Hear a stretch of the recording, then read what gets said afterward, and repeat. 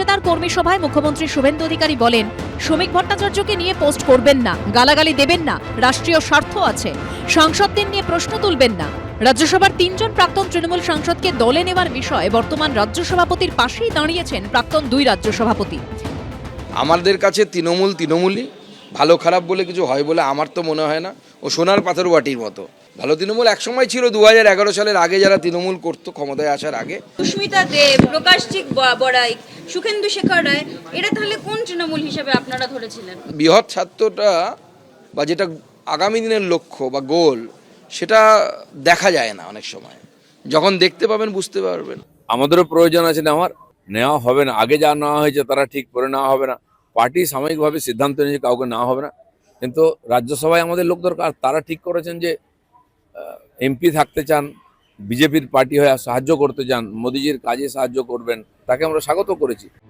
তৃণমূল ত্যাগী সুখেন্দু শেখর রায়, সুস্মিতা দেব এবং প্রকাশজিৎ বড়াইকে দলে নিয়েছে বিজেপি রাজ্য সভাপতি ইঙ্গিতপূর্ণভাবে মন্তব্য করেন, নেতার থেকে দল বড়, দলের থেকে দেশ বড়।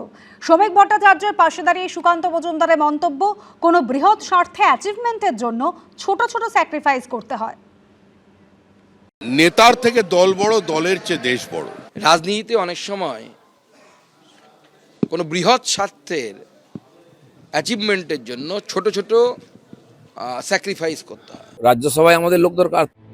বৃহস্পতিবার দুপুরে তৃণমূলের সদ্য পদত্যাগী 3 রাজ্যসভার সাংসদ সুখেন্দু শেখর রায়, সুস্মিতা দেব ও প্রকাশজিৎ বড়াইক যোগ দিয়েছেন বিজেপিতে। তার কয়েক ঘন্টার মধ্যে এই 3 জনকে রাজ্যসভায় প্রার্থী করা হয়েছে। এরপরই শুরু হয় বিতর্ক। তবে কি তৃণমূল নেতাদের যোগদানের জন্য দরজা খুলে দিল বিজেপি? আনুষ্ঠানিকভাবে শুরু হয়ে গেল বিজেপির তৃণমূলীকরণ। রাজ্য সভাপতির উত্তরীয় পরিয়ে দলে নেওয়া নিয়ে সমালোচনার সুর শোনা যাচ্ছে বিজেপির অন্দরেও। এই অবস্থায় এদিন ফের একবার দলীয় অবস্থানের ব্যাখ্যা দিলেন বিজেপির রাজ্য সভাপতি। তৃণমূলের জন্য দরজা বন্ধ। তৃণমূলের নেতাদের সাহায্য ছাড়া আমাদের মানুষ দুই তৃতীয়াংশ সংখ্যাগরিষ্ঠতায় দিয়েছে। তৃণমূলের বিরুদ্ধে মানুষ ভোট দিয়েছে। আমরা নিচু তলায় প্রত্যেক বিধানসভায় চার্জশিট দিয়েছিলাম। এদের বিজেপি নেবে কেন? বিজেপির দরজা বন্ধ আছে, বিজেপির দরজা বন্ধ ছিল এবং আগামী দিনে বিজেপির দরজা বন্ধ থাকবে। সূত্রের খবর, রবিবার মেচেদার কর্মী সভায় মুখ্যমন্ত্রী শুভেন্দু অধিকারী বলেন, শ্রমিক ভট্টাচার্যকে নিয়ে পোস্ট করবেন না, গালাগালি দেবেন না, রাষ্ট্রীয় স্বার্থ আছে, সাংসদদের নিয়ে প্রশ্ন তুলবেন না। রাজ্যসভার 3 জন প্রাক্তন তৃণমূল সাংসদকে দলে নেওয়ার বিষয়ে বর্তমান রাজ্য সভাপতির পাশেই দাঁড়িয়েছেন প্রাক্তন 2 রাজ্য সভাপতি। আমাদের কাছে তৃণমূলই, ভালো খারাপ বলে কিছু হয় বলে আমার তো মনে হয় না। ও সোনার পাথর বাটির মতো। ভালো তৃণমূল একসময় ছিল 2011 সালের আগে, যারা তৃণমূল করতো ক্ষমতায় আসার আগে। সুস্মিতা দেব, প্রকাশজিৎ বড়াই, সুখেন্দু শেখর রায়, এরা তাহলে কোন তৃণমূল হিসেবে আপনারা ধরেছিলেন? বৃহৎ ছাত্রটা বা যেটা আগামী দিনের লক্ষ্য বা গোল, সেটা দেখা যায় না অনেক সময়। যখন দেখতে পাবেন বুঝতে পারবেন। আমাদেরও প্রয়োজন আছে, নেওয়া হবে না। আগে যা নেওয়া হয়েছে তারা ঠিক করে নেওয়া হবে না। পার্টি সাময়িকভাবে সিদ্ধান্ত নিয়েছে কাউকে নেওয়া হবে না, কিন্তু রাজ্যসভায় আমাদের লোক দরকার। তারা ঠিক করেছেন যে এমপি থাকতে চান, বিজেপির পার্টি হয়ে সাহায্য করতে চান, মোদিজির কাজে সাহায্য করবেন, তাকে আমরা স্বাগত করেছি। কালীঘাট তৃণমূলে এ নিয়ে আবার কটাক্ষের সুর শোনা গেছে। সবকিছুর জন্যই এদের অজুহাত থাকে। বিজেপির রাজনীতি বরাবরই অন্য দল ভেঙে নিজের দল বাড়ানো।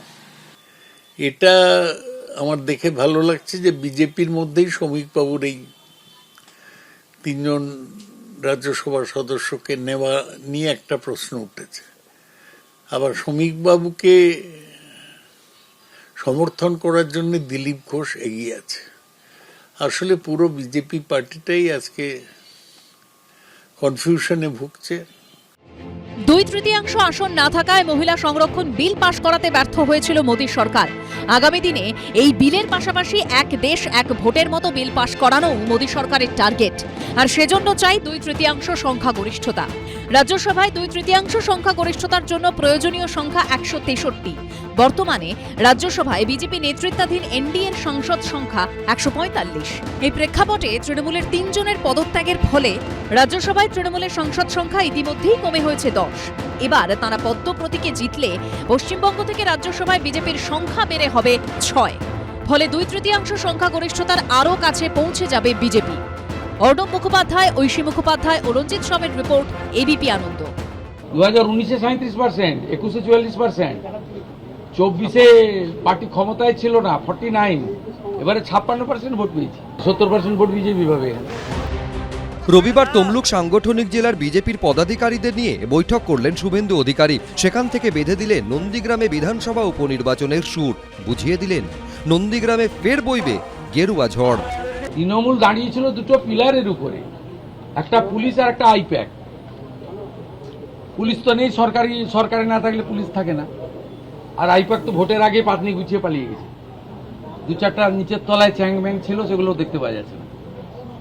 এরপরে কি দ্বিধাদ্বন্দ্ব আছে নাকি? 70% ভোট বিজেপি পাবে। কোলাঘাটে এদিন তমলুক সাংগঠনিক জেলার পদাধিকারীদের নিয়ে দুটি বৈঠক করেন শুভেন্দু অধিকারী। প্রথম বৈঠকে উপস্থিত ছিলেন এই জেলার বিধায়ক, সাংসদ, ত্রিস্তরীয় পঞ্চায়েত সদস্য, জেলা পরিষদের সদস্য এবং কাউন্সিলররা। আর দ্বিতীয় বৈঠকটি ছিল রুদ্ধদ্বার বৈঠক। সেখানে উপস্থিত ছিলেন বিজেপির তমলুক সাংগঠনিক জেলার কোর কমিটির সদস্যরা, বিধায়ক, বর্তমান ও প্রাক্তন জেলা সভাপতিরা। সূত্রের খবর, এদিনের বৈঠকে উপস্থিত সকলকে শুভেন্দু অধিকারী বলেন, নন্দীগ্রামে উপনির্বাচনে আরও ভালো ফল করব। তৃণমূল তো কোথাও নেই, ঋতব্রত তৃণমূল আর কালীঘাট তৃণমূল হয়ে গেছে। আমি আমার বুথে কোনোদিন হারিনি। মমতা বন্দ্যোপাধ্যায়কে মিত্র ইনস্টিটিউশনে আমি হারিয়েছি, ওদের ফিরে আসার সুযোগ নেই। আপনারা ঐক্যবদ্ধভাবে লড়াই করুন। এরই সঙ্গে শুভেন্দু অধিকারী বলেন, প্রাতিষ্ঠানিক দুর্নীতির বিরুদ্ধে আমরা লড়াই করে জিতেছি। আর কোনো দুর্নীতি হতে দেব না, রাস্তায় হাত পাততে দেব না, তোলাবাজি করতে দেব না। যত মিথ্যে মামলা হয়েছে সব তালিকা তৈরি করুন, মামলার কপি তুলুন। কোনো বিজেপি কর্মী যেন মিথ্যে মামলায় না ভোগেন। কর্মীরা আমার চোখে ভগবান। এই বিষয়টি দেখার জন্য ময়নার বিজেপি বিধায়ক অশোক দিন্দাকে দায়িত্ব দিয়েছেন শুভেন্দু অধিকারী। সূত্রের খবর, এদিন শুভেন্দু অধিকারী অন্নপূর্ণা যোজনা নিয়েও বার্তা দেন। তিনি বলেন, অন্নপূর্ণা যোজনা টাকা ঢুকছে, গেল রব তোলার দরকার নেই, সবাই পাবেন। কাউকেই চিন্তা করার কোনো কারণ নেই। 500 টাকা লক্ষ্মী ভান্ডার দিতে গিয়ে 9 মাস লাগিয়ে দিয়েছে। 1,20,00,000 লোককে তো 1.5 মাসে দিয়ে দিয়েছে। বাকি যারা যোগ্য তারা পাবেন, অযোগ্য থাকলে বেরিয়ে যাবেন। ভেরিফিকেশন 30-60 অবধি চলবে।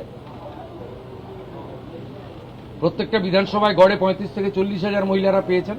বাকি যদি প্রয়োজন হয় আরো 2,000, 5,000, 7,000 প্রকৃত প্রাপক থেকে থাকেন পাবেন। রাজ্যে নতুন সরকারের 100 দিনে আয়ুষ্মান দিবস পালনের ঘোষণাও করেন মুখ্যমন্ত্রী। 16ই আগস্ট সরকারের 100 দিন পূরণ হবে। 16ই আগস্ট ভয়ঙ্কর দিন কলকাতার ক্ষেত্রে। সুরাবর্দির নেতৃত্বে দ্য গ্রেট ক্যালকাটা কিলিং হয়েছিল। আর সেই দিনটা তৃণমূল কংগ্রেস আগের সরকার খেলা হবে দিবস পালন করত। আমাদের সরকার সিদ্ধান্ত নিয়েছে ওই দিন আয়ুষ্মান দিবস হিসেবে পালন করা হবে।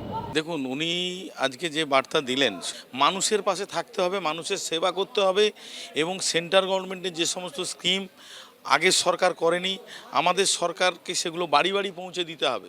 জল ফ্রি হয়ে যাবে, কারেন্টের বিল ফ্রি হয়ে যাবে, প্রধানমন্ত্রী সূর্যঘর থেকে আরম্ভ করে জল, এবং আমাদের এই জমির যে অ্যালাউন্স থেকে আরম্ভ করে অন্নপূর্ণা যোজনা থেকে আরম্ভ করে যা যা আছে সব মিলিয়ে প্রতিটা বাড়িতে 10 থেকে 12,000 টাকা প্রতি মাসে ঢুকবে। এদিন কোলাঘাটের বৈঠকে কর্মী সমর্থকদের জন্য ছিল ঝালমুড়ির স্টল। বিটন চক্রবর্তী, এবিপি আনন্দ, পূর্ব মেদিনীপুর। এবিপি আনন্দ, এগিয়ে থাকে, এগিয়ে রাখে।